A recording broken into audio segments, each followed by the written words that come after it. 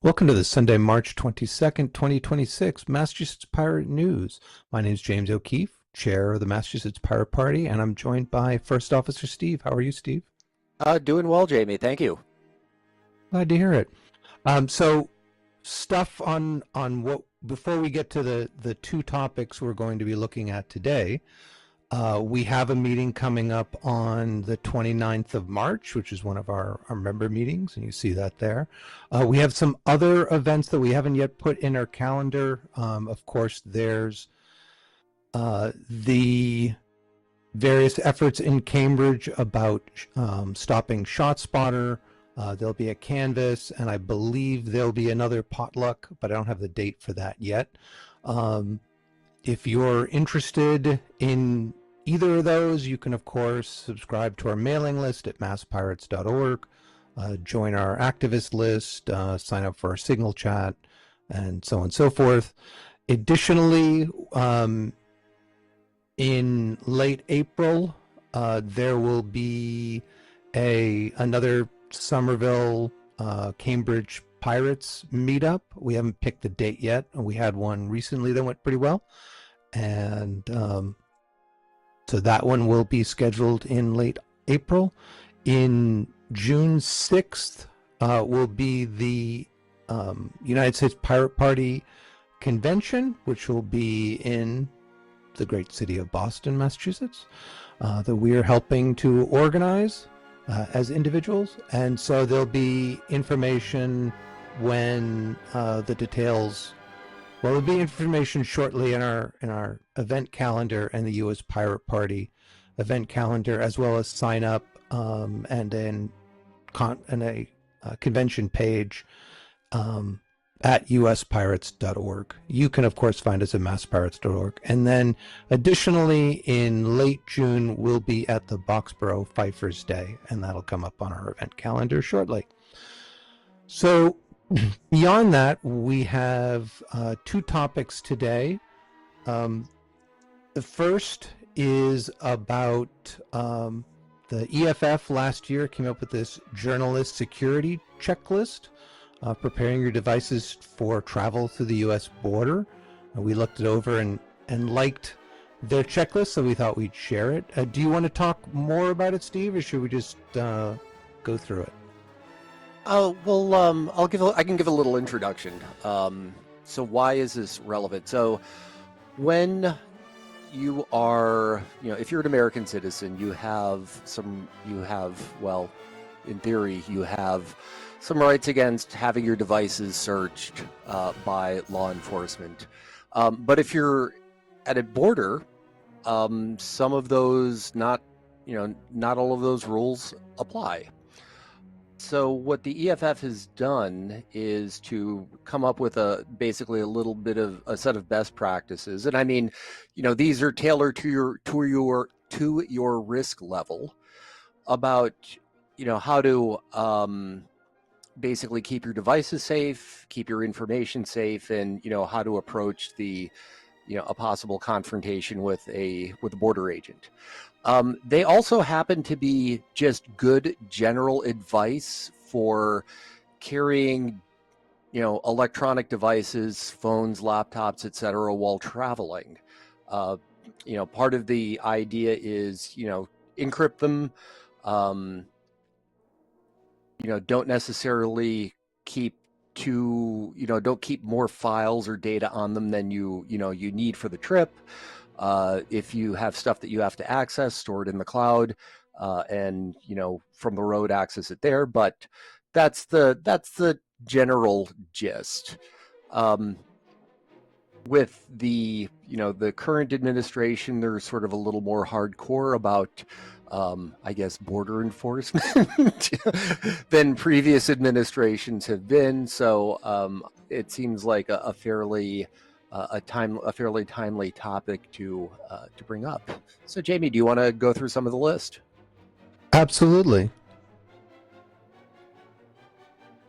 One of the things they talk about is what Customs and Border might do, and that's a useful part to that. So first off is simply preparing to travel. We you have to make a backup of your devices, and you should do that on a regular basis, and ideally put those backups in places that are secure and are separate from your device. But always back it up before traveling. We always recommend the use of long, unpredictable alphanumeric passcodes, and that you commit to memory. You don't want to write. I mean, you can write them down, while you're memorizing them, but eventually you gotta tear that up or burn it or whatever. Um, and of course, for current phones now automatically encrypt when not in use, and likewise for laptops, you need to turn that on if it's not already turned on. No, the one thing to call attention to about backing up before you go someplace in this article, one of the risks that they're considering is the border agents take your device and you don't see it again for months. But just aside from that, during regular ordinary travel, someone steals your laptop, steals your phone. You want to have a copy of that information someplace else, so that if the physical device gets taken away, that you still have your stuff. Thank you. Thanks, Steve. That's a really good point. So Funny, one. when the Oh, hey, cops Joe. take my Good to see you. when the cops take my stuff, it just goes disappearing forever. Well, they do talk about getting a receipt. So, but another thing to think about is you need to make sure your device is fully updated and all apps are fully updated. Because if you don't, if you're running something that's, say, 6 months old and doesn't have the latest updates, then it is more likely that whatever devices they have to jailbreak your phone are going to work. Whereas if it's updated, then hopefully those vulnerabilities have been fixed. So always keep your device and apps updated. Certainly in terms of storing your passcodes, having a password manager is vital for that. And one of the beautiful things I love about password or passphrase managers is that you can go and say, create this 40 character long or 50 or how arbitrary long passphrase that you want with numbers and letters and special characters and things like that. And then it's simply a matter of going to your password manager, logging in with that one password for it that you always commit to memory, and then be able to go copy and go to the app, paste, and then you're done. You don't see it. If it's 50 characters of gobbledygook, perfect. The longer, the more complex, the better. Quick question, actually, on that yeah. topic for you, Jamie, because this really is right up your alley. Would you say it's better to have a passcode, or is it the pass lock, the security key, or encryption keys? Which would you say is greater, or is it better to just have both? When you say you mean the passkey standard, or do you mean like a physical device? See, I don't even know the difference between the two. I just thought I use my phone for as a security key for a lot of things. Sure. Personally, so that they need my phone in order to unlock a lot of my accounts, say for my stuff. A lot of my financial stuff, I don't have my phone, I can't get access to my credit cards. And I set it up that way on purpose so that they would have to steal me in order to unlock all of my stuff. I mean, I think in general, if you can use like a dongle that plugs into the USB-C port as kind of a proof that you are you, as an additional factor as part of like a multi-factor authentication method, that's best. Just because, I mean, it's really good for a variety of reasons, but if you've got an account that's set up and someone goes and somehow through all of the um, password leaks that have happened, someone manages to log in with your password. If you have that little device, or even potentially a pin with like Authy or any of the other multi-factor authentication apps, worst comes to worst, a mobile phone pin, a text message pin. But if you have that additional factor, if someone gets into your account, they don't have that. They don't have that little device that you can plug into your phone or into your laptop, and they're going to run up against a block right there. That's why, unfortunately, with like text messaging, it is far too easy to go and swap out basically steal someone's phone number potentially, and then have the multi-factor authentication pin go off to somebody else's phone. Actually, that stealing of the phone number was a recent thing that, like a month or two ago, not a month or two, maybe like a year ago. My poor grandmother got called, and somebody used AI to mirror my Uncle Charlie's voice to say that, oh, I'm in Kentucky and I've been arrested. I need you to send me $10,000 right away to help get me out of this so I can pay for a lawyer. And my poor grandmother was in such a state. And so I'm like, oh, that's really fishy. Uncle Charlie, he's a wild one, but from his wheelchair, he's not going to Kentucky. So Wow. I actually called the Kentucky State's barracks, and they're like, yeah, we've been getting a lot of scam calls. But just to be able to use AI in that sense and actually mirror a close relative's voice to enough to fool their sister, their like 96-year-old sister, it blows my mind. Yeah, I've heard of far too many people scammed by that.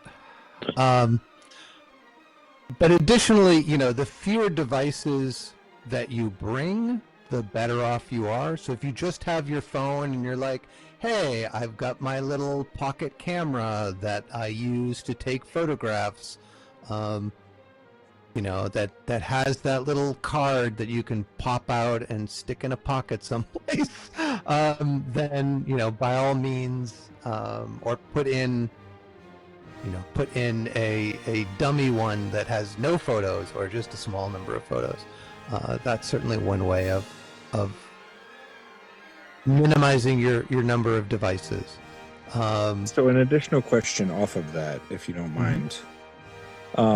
So you know how they have those scanners where they can scan phone numbers and scan credit cards and the RFT scanners? Does that work on those dongles, or are those pretty well secured? Oh, you mean the one that's plugged into your phone? Yeah. Or like your computer? Yeah, those things don't work on those.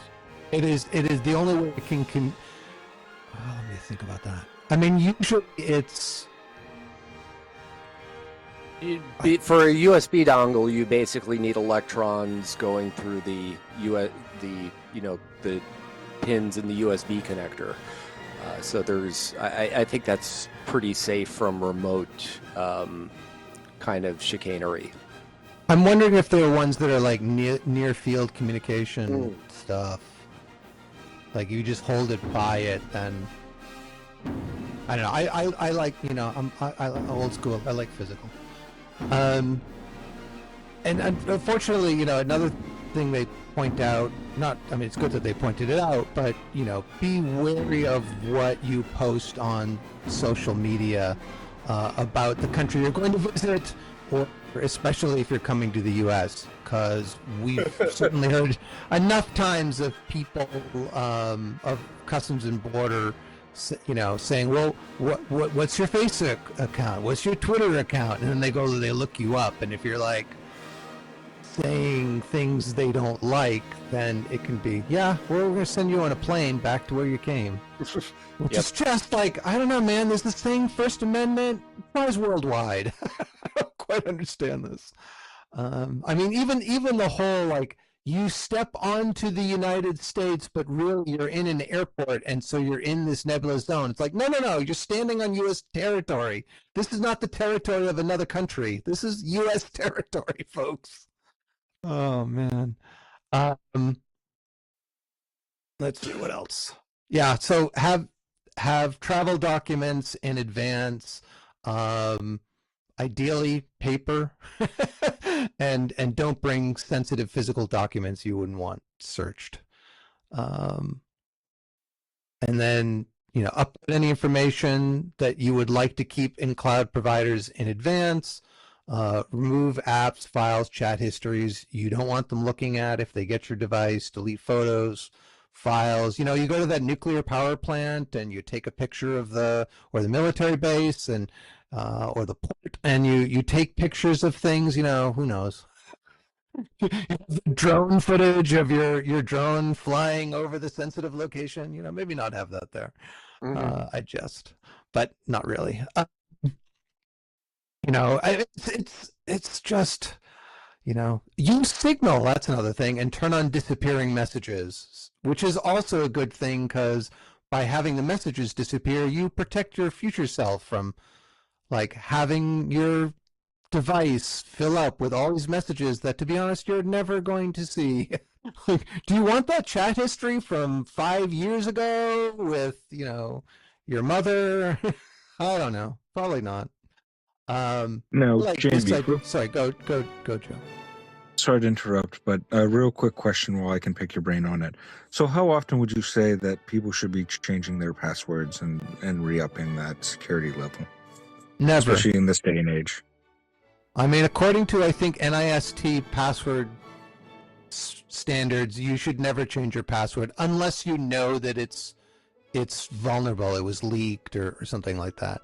It's just to have a really, really long password sitting in your password manager that you can then just copy and paste and use, then to have a shorter password that you type in, and every time it tells you to change it, you add 1 to the end. So, password 1, and then next time it's password 2, and then password 3. Like, that is not the most secure way. Certainly, if you know password has been leaked and you find out about that, change it immediately. But I would rather have a 40-character, even just numbers and letters, randomized password that's in a password manager that you just copy and paste. That is so much better than a password that you're just adding 1 to every single time. And entropy. Yeah, I is a just good like thing. to. Sorry, Steve. I was. Oh, go ahead, Joe. I was gonna just say something stupid, keep it interesting. But what I was going to say was my password is 12345678990. I know, Baseball. joking, dude. Only on my spam folder. But It's like yes. this thing called password crackers. They don't randomly guess your password. They just try all of the passwords they've ever seen, which is what, at least 4 billion. And they have the hashes for them, and they compare the hashes to what's there. And if they match, they know your password. And if it doesn't match, they don't. It's really computationally so much easier to do that than to have it be like, I'm going to try every single password for it's just. So every person who did like password 123, man, that is so easy to identify. That was an homage to Spaceballs, for the record. I'm a Blazing Saddles fan. So like if you have like your old phone, that puppy clean and reinstall whatever the latest operating system you can get on it, and just use that. If you go abroad, you can go and get SIM cards so much cheaper than you can do it here. You don't get locked in. They give you like way more megabits. per month than you'll ever find in the United States. It's so cheap. Just go get the SIM card or eSIM or whatever it is, and just go and use that. And then, if there's stuff that, it's like, oh yeah, we had a lovely time on a vacation. Sure, you can take a look at that. Sure, it's just our photos. What are they going to do? As long as, you're not going to those sensitive locations like military bases, nuclear sites, things like that. I mean, Germany doesn't have any, and France does. So there you go. Speaking of security, Yeah. how do you feel about California's new legislation on making everyone absolutely identify themselves? That's not going to be put in a database and used against us in any way. You No want to go for admit. that, Steve? Say again? You mean to So, prove your age thing, or well, what? where they make everybody absolutely have to Oh, oh, identify. oh, No admit, bleh, bleh, bleh, omnimity. anonymity. And Anonymity. yeah, that word. I take a lot of hits to the head. Yeah, I think we talked about this 2 weeks ago. Probably. There are pretty much there are ways to do age verification, but the idea that an operating system vendor now has to have basically a personal profile on you. And how does the operating system vendor know know your age? So I mean, in some examples where people have websites have required people to upload copies of like a driver's license or some sort of ID. Website gets hacked, ID, and there's like all your personal information is now it's now in circulation. um, there are there are ways to do age verification, but the idea is that if a website needs to identify your age, that's the only thing about you that it should be revealing, um, or that is the only thing about that it's the only piece of information that should be transmitted. And it's not how the number of years old you are. It's yes, this individual is over 18, or no, this individual is not. There are ways to do that, but I don't think California's proposal really gets at any of that. Almost seems like they're just trying to dox everybody. Man, I like this. Wait till you hear the second story we have to talk about. So moving right along. Yeah. So on the day of travel, log out of any accounts you don't want accessible to border officials. Power down your phone or laptop entirely before going through security. This the disk encryption is best when the device is turned off. It doesn't work as well if the device isn't turned off and someone plugs in one of those devices that'll root through your system and get there. This is less of having if you're a journalist, then having a practicing attorney, that's important. Most people probably not. But make sure somebody knows, oh, I landed in such and such a place. Text them before you turn your phone off once you arrive there. And then they have some suggestions about if you're pulled into secondary screening. Be polite, don't lie. Never lie to a government official. They can lie to you, but you can't lie to them. Ask for, request the officers' names and badge numbers. If you do agree to unlock your device, make sure you type it in yourself. Don't give them the passcode. Ask to be present for the search of your device, though they can easily take it out of your site. If you decline to request the search of your device may be seized and held for days, weeks, and months, which is important for you to have a backup. And then if you aren't a U.S. citizen or the citizen of whatever country you're entering into, then that could result in denial of entry. if in fact in the US your device is seized, you can ask for a custody receipt, which apparently is Form 6051D.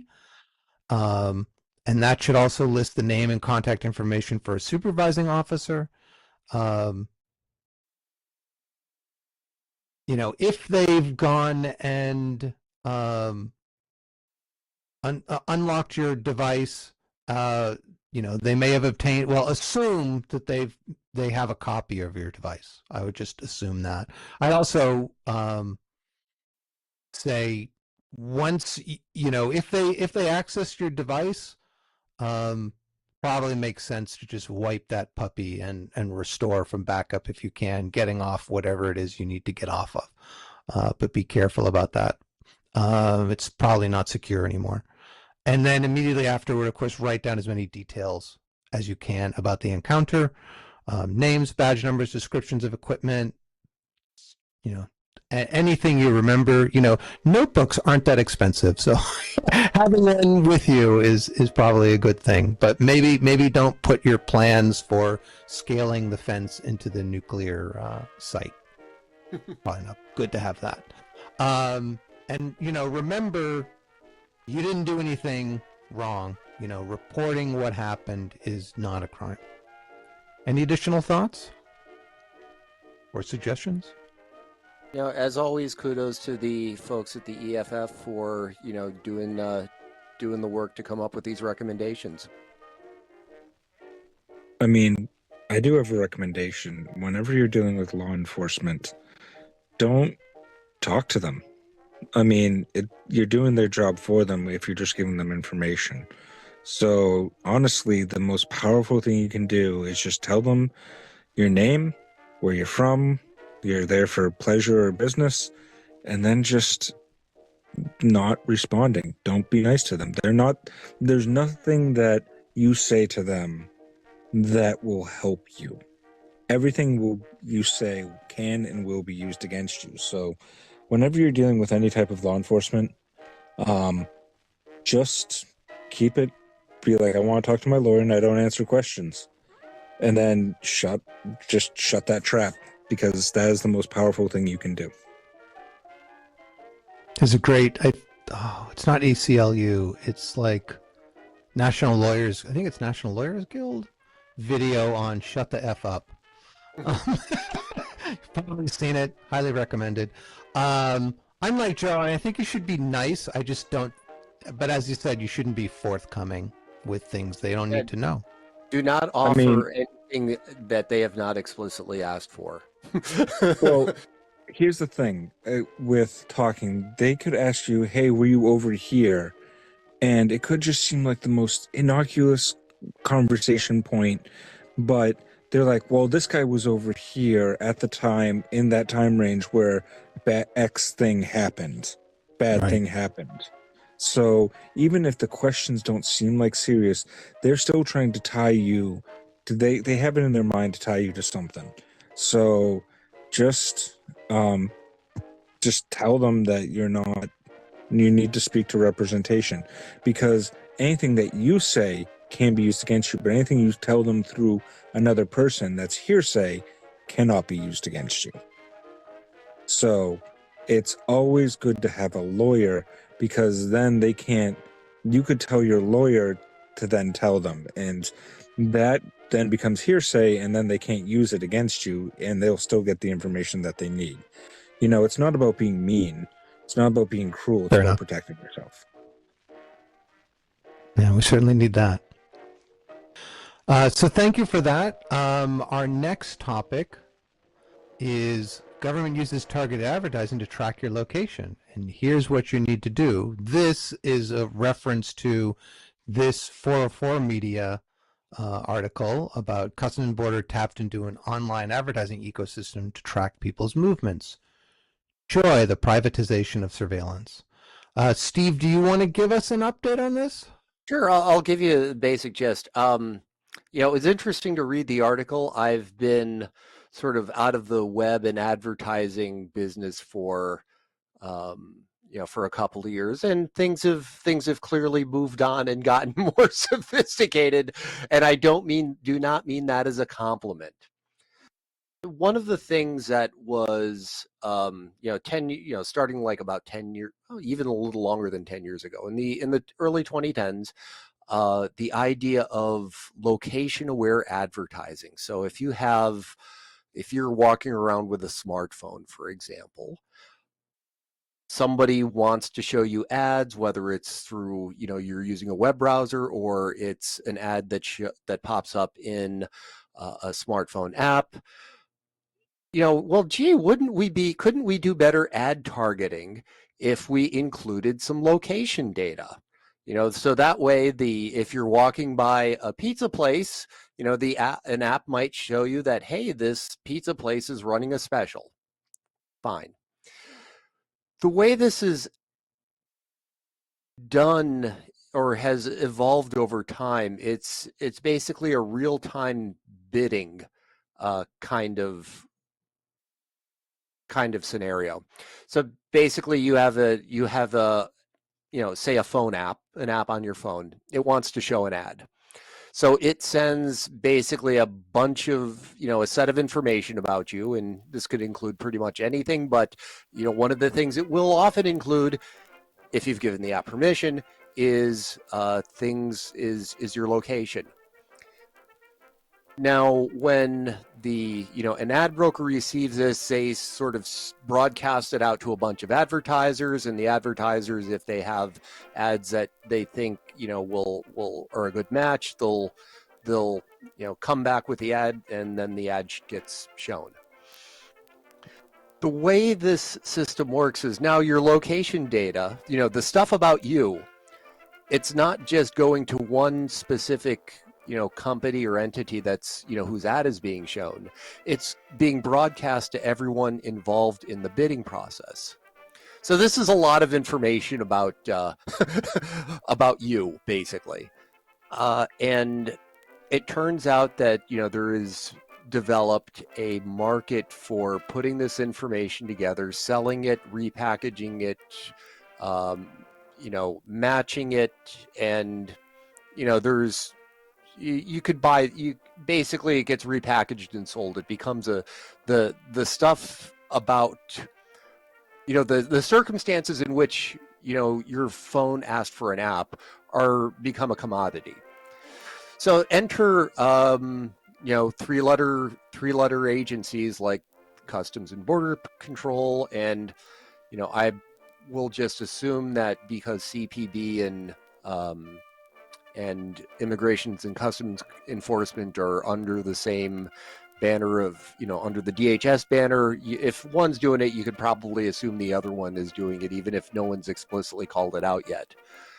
But basically, so we have three-letter, government agencies using data brokers to find information that, were it not for the data broker's existence, would have required a warrant.